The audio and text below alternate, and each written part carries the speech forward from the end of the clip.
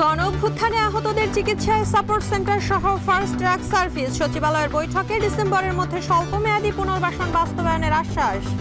যে 5 কর্মদিবসের মধ্যে একটি রূপরেখা দেওয়া হবে এবং এই ডিসেম্বরের মধ্যে আমরা সবকিছু বাস্তবায়ন করতে চাই যেগুলো স্বল্পমেয়াদী আছে। বিএনপি সরকারে এলে জনগণের ক্ষমতায়ন, মত প্রকাশের স্বাধীনতা নিশ্চিত হবে। ভার্চুয়াল বক্তব্যে তারেক রহমান 31 দফায় রাষ্ট্র মেরামতের রূপরেখা। বিগত সরকারের কতজন ভারতে সুনির্দিষ্ট তথ্য নেই জানালো পররাষ্ট্র মন্ত্রণালয়। দেশটির গণমাধ্যমে হাসিনার বক্তব্যে অসন্তোষ জানিয়ে উত্তর পায়নি বাংলাদেশ। বছর বছর জলবায়ু সম্মেলনের প্রয়োজনীয়তা নিয়ে প্রশ্ন তুললেন ডক্টর ইউনূস। ক্ষতিপূরণ দেওয়ার বিষয়ে জাতিসংঘ মহাসচিবকে নজরদারি জোরদারের আহ্বান। যেটা একটা প্রতি বছর একটা নেগোসিয়েশন হয়, এক ধরনের হ্যাগলিং হয়, কপেরিয়ে এটা উনি জোরালোভাবে করবেন।